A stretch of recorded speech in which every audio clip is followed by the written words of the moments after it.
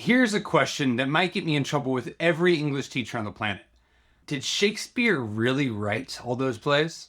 I mean, Romeo and Juliet, Hamlet, Macbeth, these are masterpieces. But when you look closer at Shakespeare, the guy, things get a little sketchy. Today we're going to dive into one of the weirdest literary mysteries ever. Who actually wrote the Shakespeare stuff? And spoiler alert, it may not have been Shakespeare. So here's the version you learned in high school. William Shakespeare, born in 1564, son of a glove maker, marries Anne Hathaway, not the actress, has 3 kids. At some point, he moves to London and just starts cranking out hit after hit. The dude was unstoppable. He retires back to Stratford, writes a will, and dies in 1616. 7 years later, his friends put together the First Folio, basically his greatest hits album. And that's why we even have half of these plays today. So boom, case closed, right? Let's talk about some red flags. Red flag number 1, his handwriting, or lack thereof it. We have 6 surviving signatures from Shakespeare, and not a single one of them matches. Some of them are spelled differently. Some look like he was scribbling with his left hand after 3 pints. But here's the kicker on top of all of it. Out of his 37 plays, 154 sonnets, we don't have a single page in his handwriting. No drafts, no notes, no doodles in the margins, nothing, not even a grocery list. You compare that to other writers of the time like Ben Jonson, we do have his manuscripts. But Shakespeare? Zilch. Red flag number 2, let's call this the education gap. Now, Shakespeare didn't attend university. He likely went to some sort of local grammar school, just because that was common. Maybe learned a little bit of Latin, sure, but his plays casually drop references to medicine, law, astronomy, Italian court life, even falconry, you name it. Even the highly educated men and women of that time admitted that they couldn't have matched the depth and range that was found in these plays. So how does a dude with no advanced schooling go and out-research the scholars of his day? Unless, of course, he wasn't actually the one writing. Red flag number 3, the lost years. From 1585 to 1592, Shakespeare basically vanishes from history. No records, no letters, just complete silence. And then boom, out of nowhere, he shows up in London, not as some struggling playwright trying to make rent, but he's instantly a star. The first time his name appears in print, it's because another writer is already complaining that Shakespeare is stealing the entire spotlight. Now keep in mind, this is all happening while London is being rocked by outbursts of the plague. Theaters are shutting down and competition among writers is brutal. Yet, little Shakespeare, our buddy Billy, bursts into the scene fully formed, like he'd been writing stockpiling masterpieces during those missing years. Doesn't add up. Now, red flag number 4, the weird will. Now, like most people, Will had a will.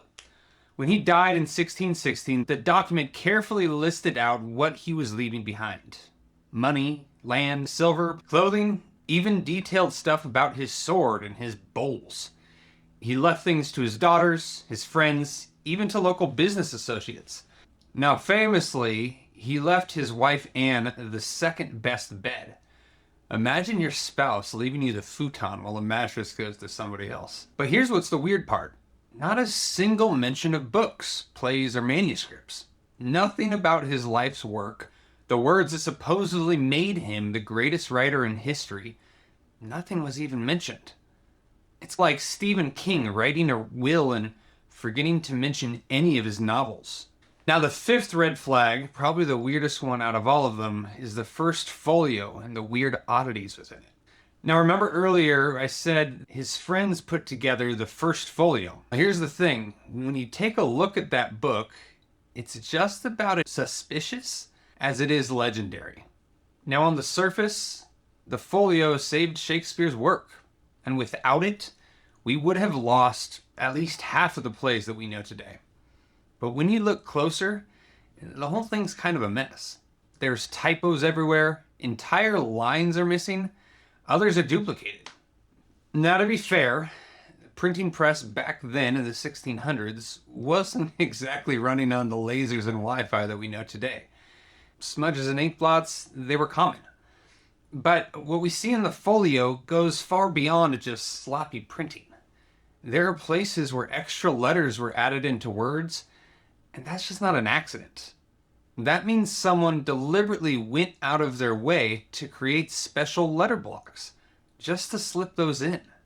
That's why some people believe the folio wasn't just riddled with mistakes, but it was deliberately engineered to hide clues. Odd capitalizations, weird spacing, and even those added letters look less like typos and maybe more like breadcrumbs. Okay, so if Shakespeare didn't write it all, then who did? Let's meet the suspects. First up, Sir Francis Bacon. Philosopher, scientist, lawyer, all-around brainiac. He wrote essays, developed the scientific method, and he had the vocabulary and education to certainly pull off all the Shakespeare plays with ease. Now here's where it starts to get fun. Bacon is a favorite for conspiracy theorists. They say that he might have slipped in hidden codes into the play. Numbered patterns, maybe even secret messages buried into the text. Bacon has been tied to Freemasonry, the Rosicrucians, and all sorts of secret society chatter. Suspect number 2, Christopher Marlowe. Now Marlowe was Shakespeare's probably biggest rival. He was already a big name before Shakespeare showed up. He wrote a few plays, he was known for his edgy, dark style, but he wasn't just a writer. Apparently, some think he was also a spy for the government. Now, officially, the dude died in 1593 after a bar fight over a dinner bill or something. But here's where it gets fun. That's where people think it was actually a staged assassination. Basically a cover-up to get him out of trouble. Instead of dying, he supposedly slipped underground and kept writing underneath the name of Shakespeare. His style and Shakespeare's earlier plays, they sound suspiciously similar. He already had the talent, he had the connections, and if anyone could pull off the spy skills to fake a death and a secret writing career, Marlowe was the guy. Suspect number 3, my favorite, fan favorite, the whole reason I even got into this topic, Edward de Vere, the Earl of Oxford. De Vere was a nobleman, highly educated, fluent in languages, traveled all over Europe. He spent time in Venice, Padua, Verona, the exact settings of Shakespeare's Italian plays. Yeah, he died in 1604, before some of the plays were even published, but the Oxfordians argue that those plays were written earlier.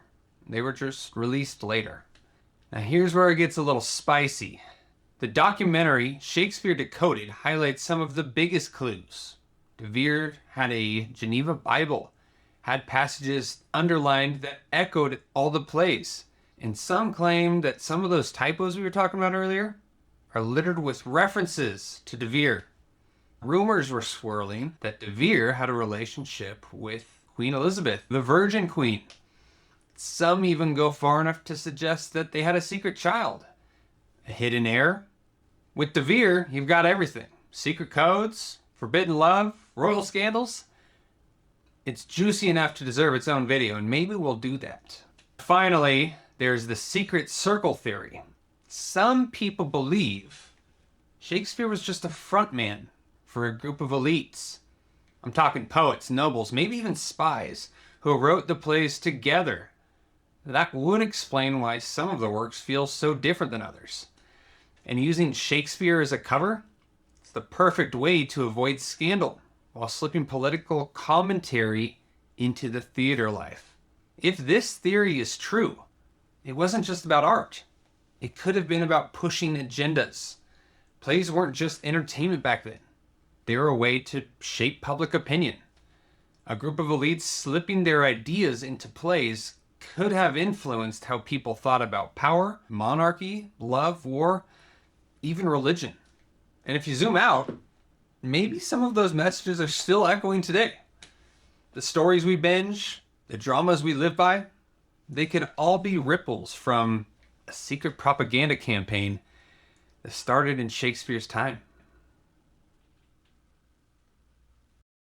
Now, if you bring any of this up to hardcore Shakespeare scholars, or as I like to call them, Shakespeare nerds, they will laugh you out of the library. They argue the gaps in the record are normal for the time. Spelling wasn't standardized, so the weird signatures, not that big of a deal. And the will, perfectly typical. Wills focused on property, not libraries. And then you look at the plays, the nerds argue that they do reflect the perspective of a middle-class guy who's hustling his way into the theater world, not some nobleman. Basically, their stance is that the conspiracy is fun, but the boring answer is the true one. Shakespeare wrote Shakespeare. So what do you think? Was Shakespeare just a genius glovemaker's son who somehow wrote the entire greatest plays in the English language? Or was he simply a frontman for a spy? A nobleman? At the end of the day, maybe it doesn't matter who held it. Well, we're bound to have a technical mistake in the first upload, right? Yeah, clearly camera overheated or memory ran out. What I was trying to say is regardless of whoever you think it was, whether it was Shakespeare himself, whether it was Edward de Vere, a secret circle of Illuminati writers, whoever it was, doesn't really matter. What matters is the fact that we're still here talking about it 400 years later. Talk about influence, the ultimate influencer. The plays, the sonnets, all of Shakespeare's work are still inspiring today's modern culture and shaping the way that we think, laugh, cry, love. If you guys like this type of content, if you had another theory as to who it was, go ahead and drop a comment down there. It's the first upload, so help me get that algorithm pumping. And if you guys have any other theories, topics that you think we should cover, let me know. I'll see you guys in the next one.